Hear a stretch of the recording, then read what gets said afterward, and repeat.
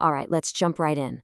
Today, we're going to explore a really fascinating Pali word from an ancient Buddhist text. The word is Lokuttara. It points to a way of being that is, well, completely beyond the ordinary world. And we are going to unpack exactly what that means. So this really gets us to the core question, what does it actually mean to be beyond the world? Are we talking about some kind of escape, a different dimension, or is it something we can find right here in our own experience? Let's find out. Okay, so check this out.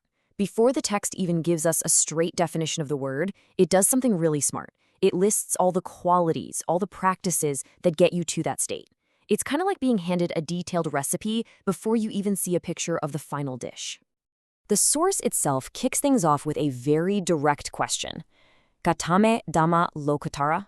Which basically means, so which states or qualities are actually beyond the world? This isn't just a philosophical musing. The text is setting itself up to give a very concrete answer. So, what's in this spiritual toolkit? First, we have the 4 foundations of mindfulness. This is all about getting a super clear, honest awareness of your own body and mind. Then you've got the 4 right exertions, which is the energy you need to, encourage the good stuff and let go of the unhelpful stuff. And these are followed by the bases of spiritual power and the 5 faculties and powers, which are all about building this deep inner confidence and resilience for the journey. And the list keeps going with some really big hitters. You've got the 7 factors of enlightenment. These are key mental qualities you develop for real insight.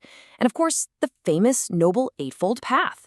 The text also throws in the 4 noble paths and their fruits, which are like the milestones marking your spiritual progress. And where does all this lead? The final item, nibbāna, the end of all struggle. So you see, Lokuttara isn't just one thing, it's this whole path. Okay, so now we know what these states are, but the text then asks the big question, why? Why are these specific things called supramundane, or beyond the world? And the answer we get is just beautiful. It's a whole series of poetic metaphors. The very first explanation is all about movement. Locum taranti iti, because they help you cross over the world. Just picture it. You're on the bank of this chaotic, messy river. That's ordinary life. And these qualities, they're the sturdy boat that gets you to the other shore, the shore of peace. It's a journey. And then the text deepens that idea, locum atikamantiti, because they transcend the world. This is more than just crossing. It's about rising above. Think about climbing a huge mountain. When you get to the top, you can see everything down below, but with a totally different perspective. You're not lost in the maze anymore. Now the metaphor shifts, and this one is really cool. Loka na limpantiti, because they aren't smeared by the world. The classic image for this is a lotus flower. It grows up through muddy water, right? But the leaf is amazing. Water and mud just roll right off, leaving it perfectly clean. That's the idea. And this just doubles down on that idea of purity. Loke anupādā, they are undefiled by the world. It's about being able to live right in the middle of all of life's messes and challenges, but keeping your mind unstained, clear and pure through it all.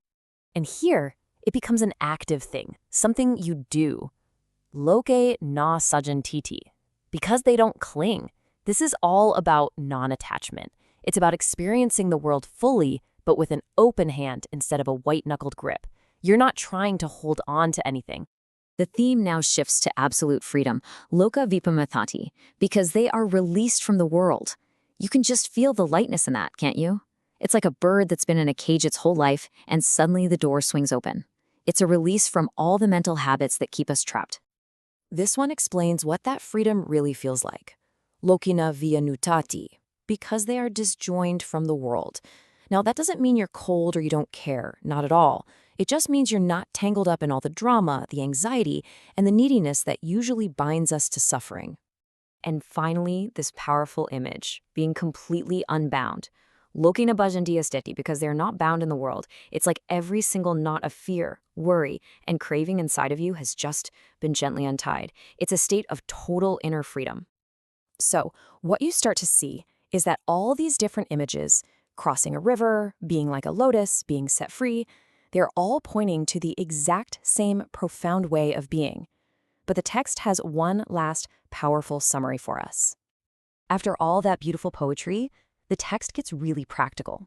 It says these qualities are lokasa asadarana. They are uncommon to the world. This way of living isn't our normal default setting. It's extraordinary. It's something you have to cultivate with the very practices we looked at in the beginning. And this is the grand finale. This is the ultimate definition. Why are these states beyond the world? Because they stand having overcome and mastered the world. Just let that sink in for a second. The point isn't to run away from the world, it's to master your relationship to it.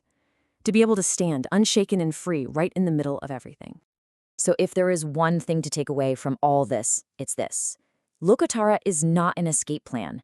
It is a game plan for radically transforming your experience while you are living in the world. It's about finding that freedom, that purity, that sense of mastery right here, right now. And that really leaves us with a question to reflect on. A question that comes straight from the heart of this ancient wisdom. How can we learn to live fully in the world, engaged with everything, but at the same time remain completely unstained by it?